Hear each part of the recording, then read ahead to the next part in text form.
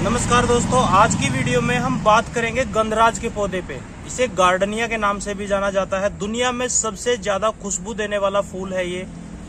इसका पौधा आप अपने घर में लगा सकते हैं। तो आज की वीडियो में आपको बताऊंगा कि क्यों इसके पत्ते पीले पड़ते हैं, क्यों इसके फूल जो है वो आने से पहले, कलियां खिलने से पहले इसकी कलियां गिरने लग जाती हैं, क्या ऐसी समस्याएं होती हैं। वो पूरी जानकारी आपको इस वीडियो में मिलेगी। एक भी बात फालतू की नहीं मिलेगी, पूरी काम की बात मिलेगी। तो चलिए देर न करते हुए वीडियो को शुरू कर लेते हैं। गार्डनिया की सबसे जो खास बात होती है वो होती है इसकी मिट्टी। अगर आपने मिट्टी बहुत अच्छे से बनाई है, मिट्टी बहुत अच्छे से तैयार की है, तो आपके पौधे में कोई प्रॉब्लम नहीं आएगी, कोई दिक्कत नहीं आएगी, कोई बीमारी भी नहीं आएगी। और क्या खाद इसमें डालना चाहिए वो भी मैं आपको बताऊंगा। तो सबसे पहले हम मिट्टी के बारे में जान लेते हैं। दोस्तों, इसको मिट्टी ऐसी चाहिए, बिल्कुल सॉफ्ट मिट्टी, और ऐसी मिट्टी जिसके अंदर पानी आप डालें तो वो ज्यादा देर तक खड़ा ना रहे। तुरंत मिट्टी पानी ले और उसे जो एक्स्ट्रा पानी है उसे ड्रेनेज होल से बाहर निकाल दे। तो ऐसी मिट्टी हमें बनानी है। इसके लिए मैंने जो ये मिट्टी ली है, ये दोस्तों रेतीली मिट्टी है पहले से ही। ये देखिए, ये पूरी सूखी हुई मिट्टी है और इसको हम इस तरीके से दबाते हैं तो ये बिल्कुल देखिए बारीक हो जाती है। तो ऐसी मिट्टी आपको लेनी है। अगर आपकी चिकनी मिट्टी है, हार्ड मिट्टी है, तो उसके अंदर आप 40 से 30-40% तक आप उसके अंदर रेत मिक्स कर लीजिए, जिससे कि आपकी मिट्टी जो है वो थोड़ी सी सैंडी सॉइल हो जाए। मतलब बिल्कुल ज्यादा रेत भी नहीं होना चाहिए और ज्यादा हार्ड भी नहीं होनी चाहिए, मीडियम मिट्टी इसको चाहिए। अब जितनी मिट्टी आपने ली है उसका 30% आपको वर्मी कंपोस्ट हो या लीफ कंपोस्ट हो या गोबर की खाद हो तो आपको 40% तक मिक्स करनी है। तो इस तरीके से ये देखिए, ये हमने वर्मी कंपोस्ट लिया है, तो हम वर्मी कंपोस्ट इसके अंदर डाल देंगे। वर्मी कंपोस्ट दोस्तों अच्छी क्वालिटी का होना चाहिए। अब कुछ लोग इसमें भी धोखाधड़ी कर रहे हैं। जो नॉर्मल जो कचरे की, कूड़े की खाद बनती है उसे वर्मी कंपोस्ट कह के पैकेट में पैक करके बेचे जा रहे हैं। तो उससे आप सावधान हो जाइए। जब भी आप वर्मी कंपोस्ट को हाथों में लेंगे तो आपको फील होगा कि ये बिल्कुल चाय पत्ती की जैसी इसके अंदर दानेदार है। तो इस तरीके से आपकी वर्मी कंपोस्ट बिल्कुल दानेदार होनी चाहिए। दूसरी बात, आप अपनी खाद को सूंघ कर देखिए, उसमें से बिल्कुल भी बदबू नहीं आनी चाहिए, स्मेल नहीं आनी चाहिए। अगर खाद में से स्मेल नहीं आ रही है तो आपकी खाद बहुत बढ़िया है। अगर स्मेल आ रही है तो फिर खाद में कुछ ना कुछ गड़बड़ है। तो हमने ये 30% खाद ले ली। अब इसके अंदर हम ये थोड़ी सी लगभग 5 से 7% तक इसके अंदर हम नीम खली मिलाएंगे। ये दोस्तों नीम खली है। नीम खली, ये देखिए, ये नीम खली है। जो नीम पर फल आते हैं पीले रंग के सावन के महीने में, उस फल के जो गुठलियां होती हैं उनको क्रश करके ये बनाई जाती है।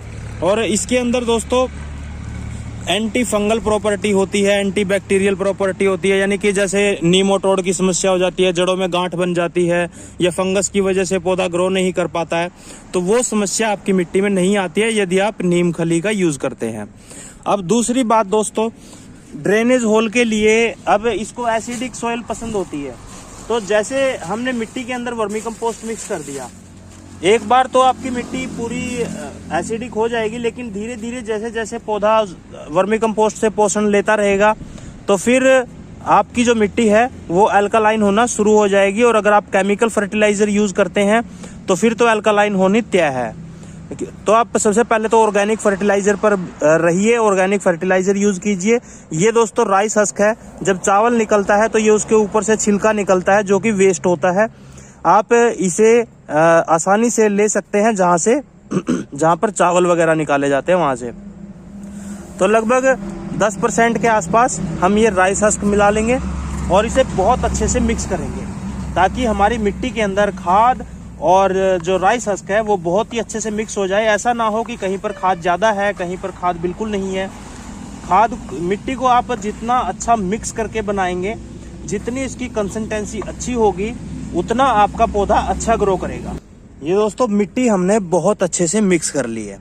तो अभी हम पौधा लगाने का प्रोसेस जान लेते हैं। इस वीडियो में आपको पूरी जानकारी मिलेगी, तो अंत तक आप मेरे साथ बने रहिएगा। दोस्तों, हमें एक गमला लेना है। गमला दोस्तों मिट्टी का सबसे बढ़िया रहता है, आप मिट्टी का गमला यूज करें। और साथ में नीचे छेद होना चाहिए और ऊपर से ढकने के लिए इस तरीके का टूटा हुआ टुकड़ा गमले का भी हो सकता है, मटके का भी हो सकता है, वो आप ले सकते हैं। उसका जो ऊंचा भाग होता है, एक तो ये अंदर की तरफ धंसा हुआ है और ये उठा हुआ है। उठा हुआ भाग ऊपर की तरफ और जो ये अंदर की तरफ धंसा हुआ पार्ट है, इसे हम नीचे की तरफ रखेंगे। इस तरीके से हमें इसको रखना है ताकि हमारे गमले कभी भी चौक ना हो और इनके जो ड्रेनेज होल है वो सही से काम करता रहे। अब दोस्तों इसके अंदर हम मिट्टी डालेंगे।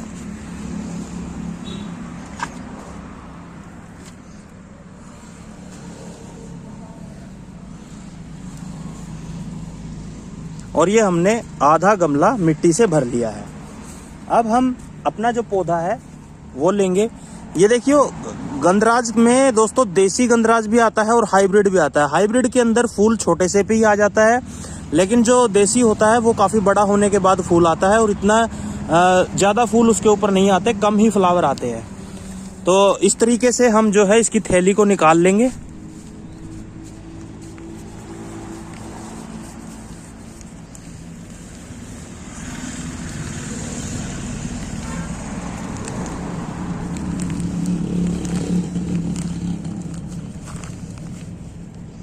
ये हमने पौधे को निकाल लिया है। ये देखिए जड़ें बिल्कुल सही हैं और अच्छे से ग्रोथ भी कर रही हैं।